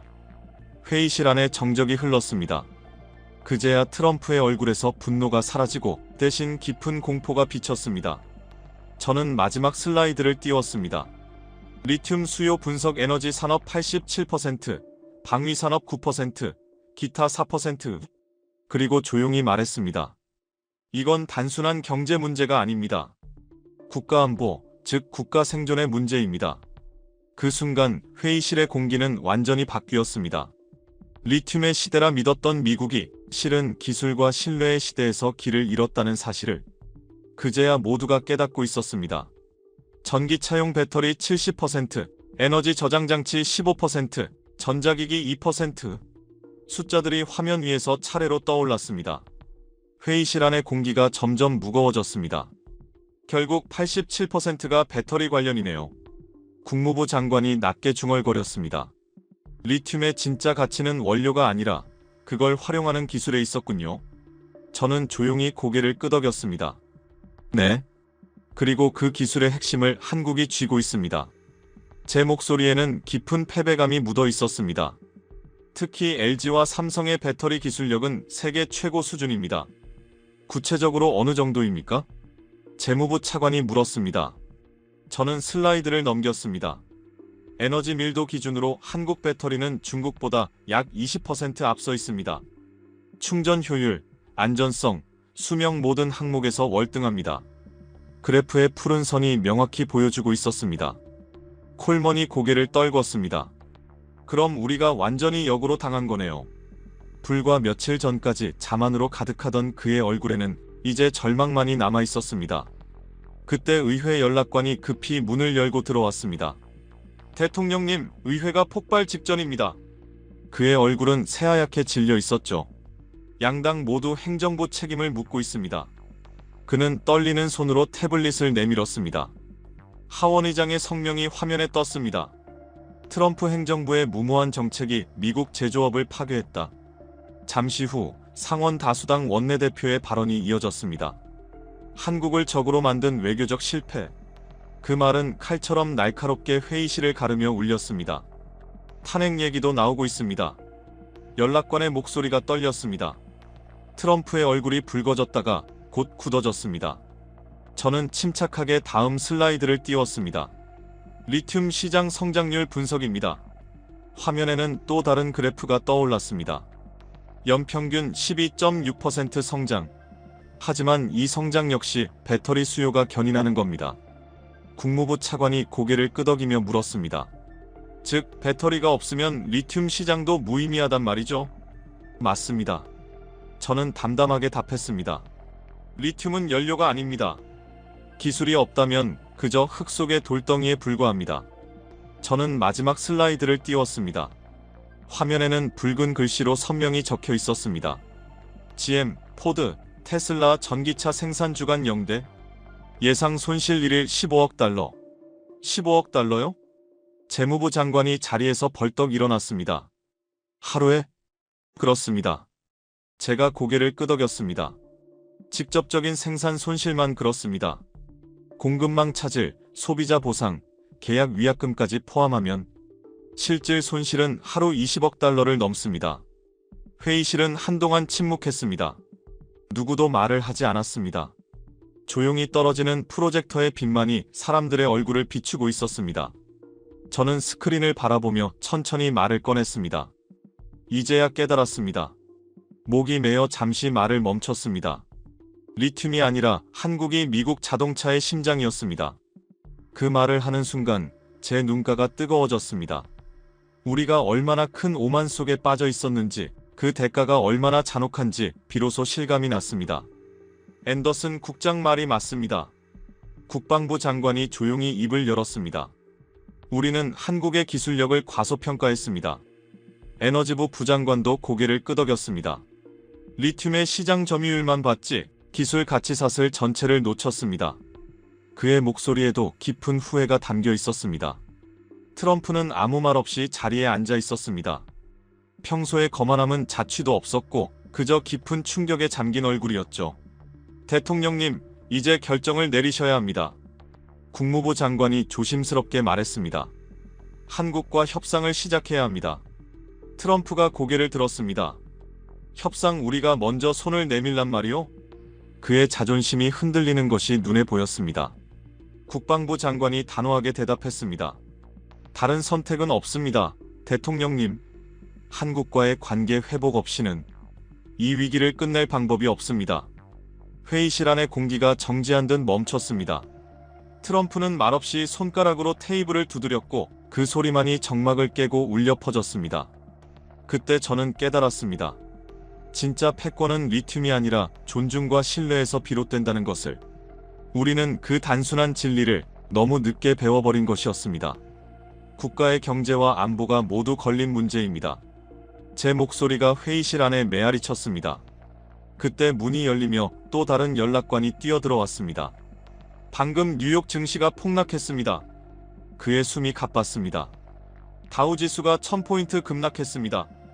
회의실이 다시 소란스러워졌습니다. 누군가는 머리를 감싸 쥐었고 누군가는 자리에서 일어나 휴대폰을 확인했습니다. 경제 위기가 이제는 수치가 아니라 현실로 다가오고 있었죠. 미시간주 의원들이 집단 성명을 냈습니다. 의회 연락관이 문서를 들고 읽기 시작했습니다. 한국을 몰아낸 오만이 국가를 무너뜨렸다. 그의 목소리가 떨렸습니다. 잠시 후 또 다른 보좌관이 외쳤습니다. 로이터 긴급 속보입니다. 그가 스마트폰을 들어 보였죠. 화면에는 굵은 제목이 떠 있었습니다. 트럼프의 지분 요구가 프로젝트를 붕괴시켰다. 로이터의 분석 기사였습니다. 그 순간 모든 것이 선명해졌습니다. 우리가 한국을 하청업체로 만들겠다고 오만하게 굴었지만 실제로는 미국이 한국의 기술에 전적으로 의존하고 있었다는 사실. 저는 보고서를 덮고 말했습니다. 리튬 광산은 이제 무용지물이 됐습니다. 한국이 구매를 중단하니 가격이 폭락했고 지금은 채굴 자체가 불가능한 수준입니다. 콜먼은 두 손으로 머리를 감쌌습니다. 완벽한 재앙이네요. 그의 목소리는 거의 속삭임에 가까웠습니다. 저는 마지막으로 준비해온 슬라이드를 띄웠습니다. 유럽 언론들의 반응입니다. 화면에 파이낸셜 타임스의 헤드라인이 떠올랐습니다. 미국의 오만함이 부른 자멸. 르몽드는 더 신랄했습니다. 동맹을 무시한 제국의 추락. 심지어 일본의 주요 신문에서도 보도가 나왔습니다. 기술 패권의 진짜 주인은 한국이었다. 그때 트럼프가 천천히 자리에서 일어섰습니다. 그의 얼굴은 창백했고 눈빛은 굳어 있었습니다. 앤더슨 국장. 그가 제 이름을 불렀습니다. 당장 한국으로 가시오. 제가요? 제가 믿기지 않아 되물었습니다. 그래요. 당신이 시작한 일이니 당신이 끝내시오. 그의 목소리는 싸늘했습니다. 무릎이라도 꿇고 사과하시오. 회의가 끝나자 기자들이 몰려들었습니다. 국장님, 한국 철수가 사실입니까? 미국 전기차 산업이 붕괴하는 건가요? 수십 개의 마이크가 제 앞에 들이밀어졌지만 저는 아무 대답도 하지 못했습니다. 그저 고개를 숙인 채 복도를 빠져나왔습니다. 엘리베이터 안에서 저는 스스로에게 말했습니다. 리튬이 아니라 한국이 미국 자동차의 심장이었다. 그 깨달음이 너무 늦었다는 사실이 뼈아팠습니다. 서울행 비행기를 타기 직전 저는 의회로부터 긴급 소환을 받았습니다. 하원에너지상업위원회 긴급 청문회. 의사당 청문회장은 기자들과 방청객들로 가득했습니다. 제가 증인석에 앉자 플래시가 눈앞에서 번쩍였습니다. 위원장이 단호한 표정으로 물었습니다. 앤더슨 국장, 미국의 전기차 산업이 완전히 멈춰섰다는 게 사실입니까? 네, 사실입니다. 마이크 앞에서 제 목소리가 울렸습니다. GM, 포드, 테슬라 모두 지난주 한 대의 전기차도 생산하지 못했습니다. 순식간에 청문회장이 술렁거렸습니다. 의원들의 표정은 어두워졌고 방청석에서는 한숨이 새어나왔습니다. 그때 미시간주 출신의 한 민주당 의원이 자리에서 일어섰습니다. 여기 충격적인 데이터가 있습니다. 그가 서류를 들어 올렸습니다. 리튬 수요의 87%가 배터리 용도라는 걸 알고 계셨습니까? 그의 시선이 제게 꽂혔습니다. 저는 고개를 숙였습니다. 이제는 알고 있습니다. 그 한마디를 하는데 제 목소리가 떨렸습니다. 뒤늦은 깨달음이 가슴을 파고들었습니다. 우리는 자원을 쥐었다고 믿었지만 정작 세상을 움직인 건 기술과 신뢰 그리고 존중이었다는 것을. 그리고 저는 그날 처음으로 용서를 구하러 한국으로 가야 한다는 사실을 진심으로 받아들였습니다. 하지만 처음엔 몰랐습니다. 제 대답이 끝나자 청문회장이 술렁거렸습니다. 몰랐다고요? 위원장의 목소리가 높아졌습니다. 에너지부 국장이 이런 기본적인 사실도 모르고 정책을 추진했다고요? 저는 아무 말도 하지 못했습니다. 변명의 여지가 없었습니다. 증인석 위에서 차가운 땀이 등줄기를 타고 흘렀습니다. 그때 텍사스 출신 공화당 의원이 끼어들었습니다. 더 큰 문제가 있습니다. 그가 태블릿을 들어보이며 말했죠. 리튬 시장의 연평균 성장률이 12.6%라는데 이게 전부 배터리 수요 덕분이라면서요? 맞습니다. 제가 고개를 끄덕였습니다. 배터리가 없으면 리튬은 무가치합니다. 그럼 네바다 광산에 투자한 7억 달러는 어떻게 되는 겁니까? 텍사스 의원의 목소리가 날카로웠습니다. 국민 세금을 날린 거잖아요. 오하이오주 민주당 의원이 자리에서 일어섰습니다. 결국 리튬만으로는 아무것도 할 수 없다는 거네요. 그의 말투에는 경멸이 묻어났습니다. 그런데도 한국을 몰아냈다? 대체 무슨 판단이었습니까? 위원장이 새로운 문서를 꺼냈습니다. 로이터 통신 보도를 인용하겠습니다. 그가 안경을 고쳤으며 읽기 시작했습니다. 트럼프의 지분 요구가 프로젝트를 위기로 몰았다. 회의실이 조용해졌습니다. 로이터는 이번 사태의 직접적 원인이 트럼프 행정부의 무리한 지분 요구였다고 분석했습니다. 국제적으로 공신력 있는 언론들의 공통된 평가입니다. 그는 또 다른 서류를 들었습니다. 블룸버그, 파이낸셜 타임스, 월스트리트 저널 역시 같은 결론을 내렸습니다. 국장님, 이에 대해 할 말이 있습니까? 저는 잠시 눈을 감았다가 조용히 입을 열었습니다. 저희가 오만했습니다. 제 목소리가 떨렸습니다. 한국을 동등한 파트너로 보지 않았습니다. 지배하려 했고 결국 스스로를 무너뜨렸습니다. 그때 플로리다 출신 공화당 의원이 손을 들었습니다. 국장님, 네바다 광산에서 뭐라고 하셨죠? 그가 메모를 확인하며 물었습니다. 한국을 하청업체로 만들겠다고 말하지 않으셨습니까? 순간 제 얼굴이 화끈거렸습니다. 네, 맞습니다. 제가 그렇게 말했습니다. 청문회장이 다시 술렁거렸습니다. 캘리포니아 민주당 의원이 고개를 저었습니다. 믿을 수가 없군요. 동맹국을 그렇게 무시하다니 한국은 우리와 함께 전쟁을 치른 혈맹 아닙니까? 그 말에 방청석에서 박수가 터지려다 멈췄습니다. 모두가 숨을 죽였습니다. 그때 위원회 수석보좌관이 급히 새로운 자료를 들고 들어왔습니다. 위원장이 받아들고 읽기 시작했습니다. 방금 들어온 속보입니다. 그의 얼굴이 굳어졌습니다. 뉴욕 증시 이틀 연속 폭락. 그는 이어서 읽었습니다. GM 주가 20% 하락, 포드 22% 하락.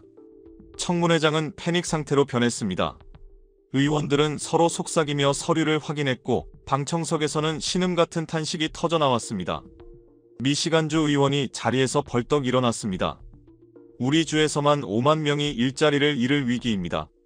그의 목소리가 분노로 떨렸습니다. 이 모든 게 행정부의 오만 때문이에요. 디트로이트가 다시 죽어가고 있습니다. 그는 주먹을 쥐었습니다. 겨우 살아나던 자동차 도시가 또다시 무너지고 있어요. 테네시주 의원도 자리에서 일어섰습니다. 우리 주의 배터리 공장들도 모두 멈췄습니다. 한국 기업들이 떠나면서 수천 명이 실직 위기에 놓였어요. 조지아주 의원이 덧붙였습니다. 우리 주도 다르지 않습니다. 3만 개의 일자리가 사라질 위기예요. 그의 목소리에는 절망이 묻어 있었습니다. 위원장이 의사봉을 들어 책상을 3개 두드렸습니다. 질서 유지하십시오. 그의 얼굴은 창백했고 눈빛은 차가웠습니다. 이번 사태의 핵심을 다시 한번 명확히 합시다. 그는 천천히 서류를 정리하며 말을 이었습니다. 이것은 단순한 외교 실패가 아닙니다. 동맹을 잃은 결과이자 기술을 존중하지 않은 대가입니다. 그 말이 끝나자 청문회장은 숨소리조차 들리지 않았습니다. 그날 워싱턴은 처음으로 깨달았습니다. 힘이 아니라 신뢰가 세계를 움직인다는 것을. 첫째, 리튬 수요의 87%가 배터리입니다. 위원장이 단호한 목소리로 말하며 의사봉을 내리쳤습니다. 둘째, 리튬 시장의 연평균 성장률 12.6%. 이건 역시 배터리 산업이 견인하고 있습니다. 또 한 번 쾅 하고 의사봉이 울렸습니다. 셋째, 미국의 전기차 생산이 2주째 영대 완전 중단 상태입니다. 세 번째 타격음이 청문회장을 울렸습니다. 그 세 번의 소리가 마치 국가 전체의 심장을 내려치는 듯 했습니다. 그리고 로이터 통신은 이 모든 사태가 트럼프 대통령의 지분 요구에서 비롯됐다고 보도했습니다. 위원장은 천천히 제 쪽을 바라봤습니다. 앤더슨 국장, 이 사실들을 인정하십니까? 네, 모두 사실입니다. 저는 고개를 숙인 채 대답했습니다. 무거운 침묵이 청문회장을 뒤덮었습니다. 그때 뉴욕주 민주당의 중진 의원이 천천히 자리에서 일어섰습니다. 그는 30년간 의회에 몸담아온 노정치인이었죠. 조용히 안경을 벗어들고 무겁게 입을 열었습니다. 동료 의원 여러분. 그의 낮고 단단한 목소리가 청문회장 전체에 울려 퍼졌습니다. 모두가 숨을 죽이고 그의 말을 기다렸습니다. 한국을 몰아낸 우리의 오만이 결국 이 나라를 무너뜨렸습니다. 그가 서류를 내려놓으며 말을 이었습니다. 이건 단순한 정책 실패가 아닙니다. 국가적 재앙입니다. 회의장 안의 모든 시선이 그에게 향했습니다. 다른 의원들도 고개를 끄덕였습니다. 그의 말엔 확신과 무게가 실려 있었죠. 우리는 동맹의 가치를 잊었습니다. 그가 단호히 외쳤습니다. 기술과 자본만 있으면 된다고 생각했죠. 하지만 진정한 힘은 신뢰와 협력에서 나옵니다. 그의 목소리가 점점 커졌습니다. 트럼프 대통령은 이 사태에 책임을 져야 합니다. 그리고 잠시 멈춘 뒤 천천히 선언했습니다. 저는 탄핵소추안을 발의하겠습니다. 순식간에 청문회장은 폭발했습니다. 기자들의 카메라 플래시가 번쩍였고 방청객들은 술렁거렸습니다. 동의합니다. 여러 의원이 자리에서 일어나 외쳤습니다. 저도 동의합니다. 민주당뿐 아니라 일부 공화당 의원들까지 손을 들었습니다. 국가를 위기에 빠뜨린 책임을 반드시 물어야 합니다. 위원장이 의사봉을 3개 쳤습니다. 질서를 지키십시오. 그의 목소리가 떨렸습니다. 지금부터 탄핵소추안 표결을 진행하겠습니다. 회의장은 숨죽인 정적에 휩싸였습니다. 찬성하는 의원은 손을 들어주십시오. 하나, 둘 손이 올라가기 시작했습니다. 민주당 전원, 그리고 공화당 의원 절반 이상이 손을 들었습니다. 서기가 숫자를 외쳤습니다. 찬성 42, 반대 13. 위원장이 천천히 고개를 끄덕이며 의사봉을 3번 내리쳤습니다. 탄핵소추안 발의가 가결되었습니다. 그 3번의 소리가 청문회장에 울려 퍼졌습니다. 누군가는 환호했고 누군가는 얼굴을 감쌌습니다. 저는 그 자리에서 움직일 수 없었습니다. 정말로 대통령 탄핵이라니? 심장이 쿵 내려앉았습니다. 이 모든 사태가 결국 제 오만한 한마디에서 시작됐다는 사실이 무겁게 가슴을 짓눌렀습니다. 청문회가 끝나고 복도를 나서자 기자들이 몰려들었습니다. 국장님, 탄핵소추안에 대해 어떻게 생각하십니까? 한국에 가서 어떤 사과를 하실 겁니까? 책임을 인정하십니까? 수십 개의 마이크와 카메라가 제 얼굴을 향했지만 저는 아무 대답도 하지 못했습니다. 그저 조용히 그들을 지나쳤습니다. 이제 정말로 한국으로 가서 무릎을 꿇고 빌어야 할 때가 온 것이었습니다. 차를 타고 공항으로 향하는 길, 라디오에서 속보가 흘러나왔습니다. 속보 하원, 트럼프 대통령 탄핵소추안 가결, 한국 배터리 기업 철수로 촉발된 경제 위기가 정치 위기로 확대, 미국 역사상 경제정책 실패로 인한 첫 탄핵 시도. 저는 창밖을 바라봤습니다. 워싱턴 거리는 평소와 다름없이 보였지만 그 안에서는 폭풍이 몰아치고 있었습니다. 그때 휴대폰이 울렸습니다. 발신자 트럼프 대통령, 앤더슨. 그의 목소리는 거의 비명에 가까웠습니다. 당장 한국으로 가시오. 탄핵당하기 전에 수습하란 말이오. 통화가 끊긴 뒤 제 손은 떨리고 있었습니다. 그날 밤 저는 알았습니다. 이제 리튬도 권력도 명예도 아무 소용이 없다는 걸. 남은 건 오직 하나.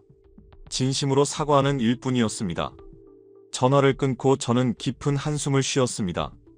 이제 모든 것이 제 손에 달려 있었습니다. 한국의 용서를 받아낼 수 있을까?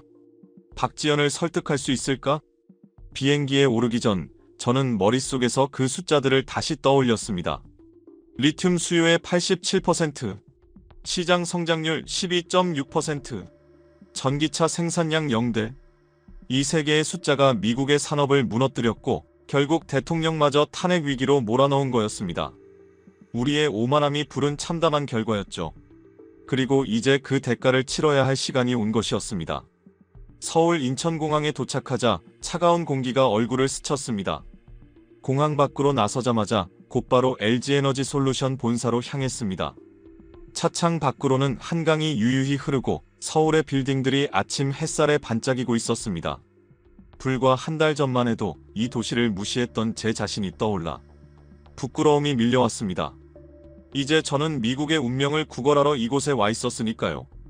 LG 본사 앞에 도착했을 때 박지원 부사장이 직접 현관 앞에서 저를 기다리고 있었습니다. 그녀의 표정은 냉정했지만 그래도 손을 내밀어 악수를 받아주었습니다. 오셨군요, 앤더슨 국장님. 그녀의 목소리는 담담했습니다. 회의실로 들어서자 삼성 SDI의 임원들도 자리에 앉아 있었습니다. 한국 측 참석자들의 표정은 굳어 있었고 공기에는 차가운 긴장감이 감돌았습니다. 저는 자리에서 일어나 그들 앞에 섰습니다. 먼저 사과드립니다. 그리고 고개를 깊이 숙였습니다. 우리가 오만했습니다. 한국을 진정한 동맹이 아닌 도구처럼 여겼습니다. 박지연이 제 눈을 똑바로 바라보았습니다. 사과만으로는 부족합니다. 그녀의 목소리는 단호했습니다. 이제는 실질적인 변화가 필요합니다. 저는 미리 준비해온 서류를 꺼냈습니다. 트럼프 대통령이 리튬 아메리카스의 지분 요구를 공식 철회했습니다. 문서를 펼치며 말을 이었습니다. 그리고 새로운 제안을 가져왔습니다. 회의실 중앙의 화면에 새로운 협력 구조도가 나타났습니다. 앞으로 한국 기업들을 단순한 공급자가 아닌 공동 투자자로 모시겠습니다. 저는 손가락으로 도표를 가리켰습니다. 네바다 리튬 광산의 지분 20%를 한국 컨소시엄에 제공합니다. 그러자 삼성 임원이 날카롭게 말을 끊었습니다. 이제 와서 지분을 준다고 해결될 문제입니까? 그의 목소리에는 여전히 분노가 섞여 있었습니다. 신뢰가 깨졌습니다. 저는 다시 고개를 숙였습니다. 알고 있습니다. 하지만 제발 기회를 주십시오. 제 목소리는 떨리고 있었습니다. 미국의 전기차 산업은 이미 무너졌습니다. 수만 명이 일자리를 잃을 위기입니다. 박지연이 조용히 태블릿을 들어 보였습니다. 우리도 손해를 봤습니다. 그녀가 화면을 돌려 보여주었습니다.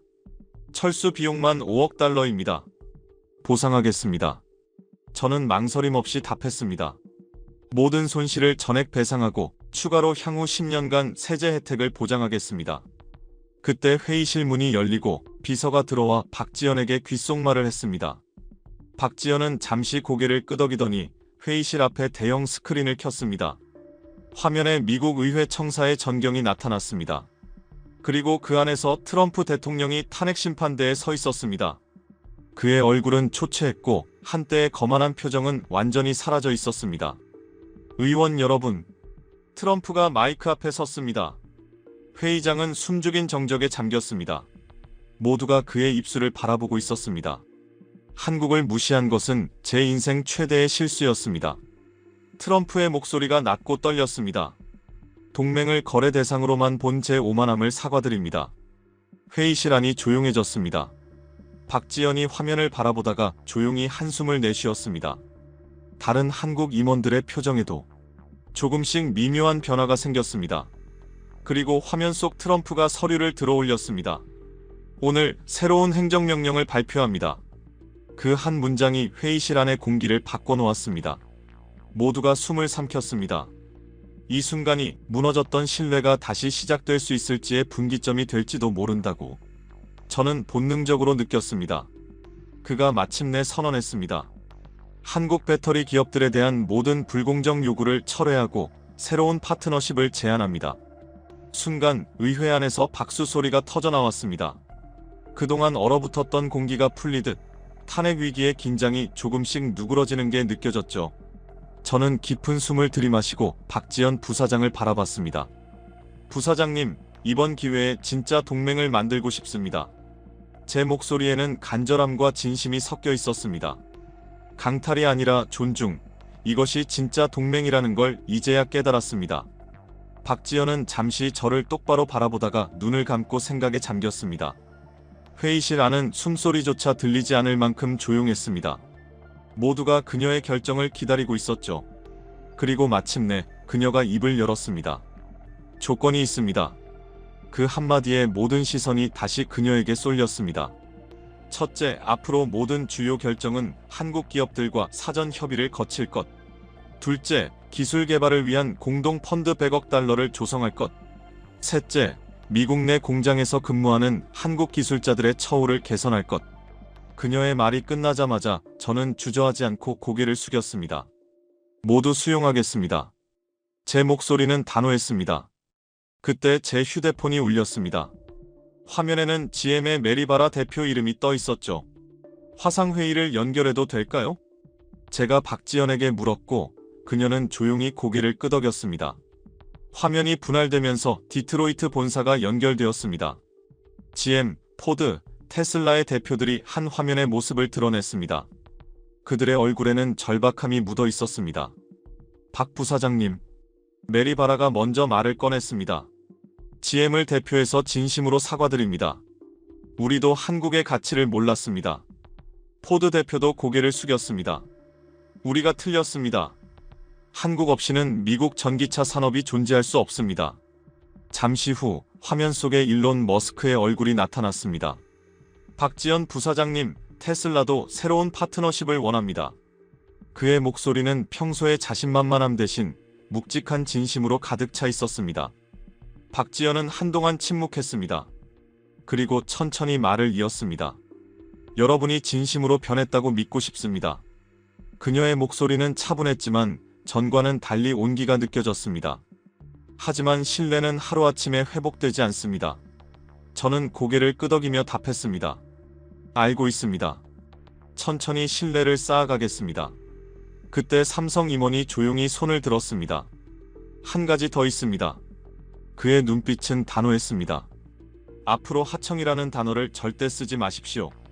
우리는 하청업체가 아니라 파트너입니다. 저는 자리에서 일어나 깊이 고개를 숙였습니다. 약속드립니다. 한국은 우리의 동등한 파트너입니다.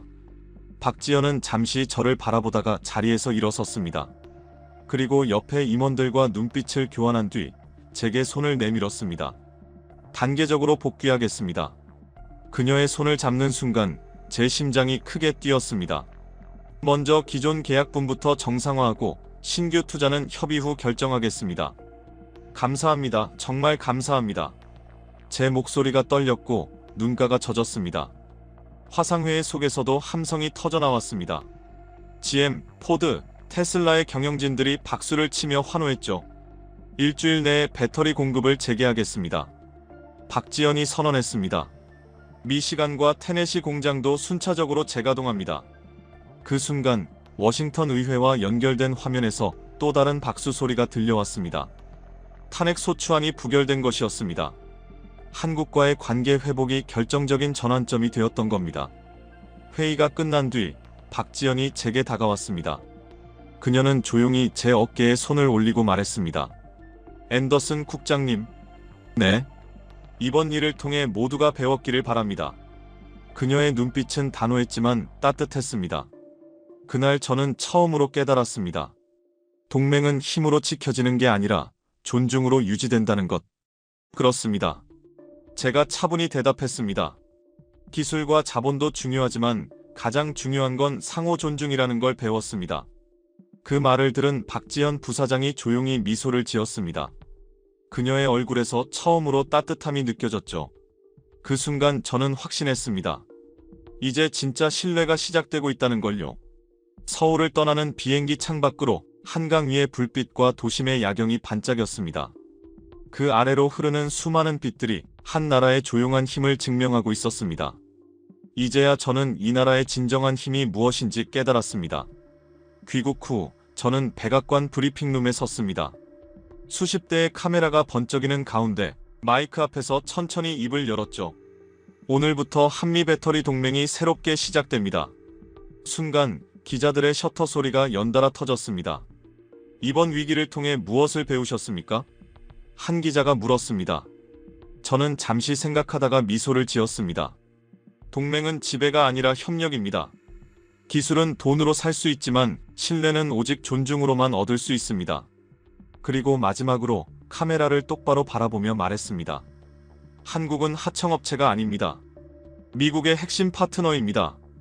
그 말이 끝나자 회견장은 잠시 정적에 잠겼다가 기자들 사이에서 잔잔한 박수가 일어났습니다.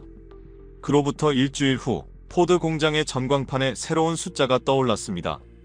전기차 생산 재개 하루 500대. 멈춰있던 라인이 다시 움직였고 미국 전기차 산업이 다시 살아난 순간이었습니다. 노동자들의 환호가 공장 안을 울렸습니다. 모두가 그 숫자에 희망을 걸고 있었죠.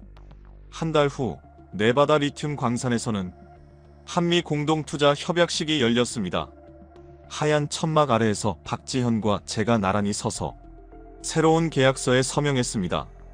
그 순간 플래시가 터지며 수많은 박수가 쏟아졌습니다. 이제 우리는 진정한 파트너가 된 것이었습니다. 저는 하늘빛이 붉게 물드는 사막을 바라보며 생각했습니다. 진짜 힘은 자원이나 기술이 아니라 서로를 존중하는 마음에서 나온다. 그것이 바로 진짜 동맹의 의미였습니다. 오만은 무너졌고 그 자리에 존중이 자리 잡았습니다. 그리고 그것이 이 위기가 우리 모두에게 남긴 가장 큰 교훈이었습니다. 대한민국이 잘하고 있다고 생각하신다면 한국 최고, 아직 멀었다고 생각하신다면 한국 힘내라. 여러분의 생각을 댓글로 남겨주세요. 지금까지 감동을 더하다였습니다.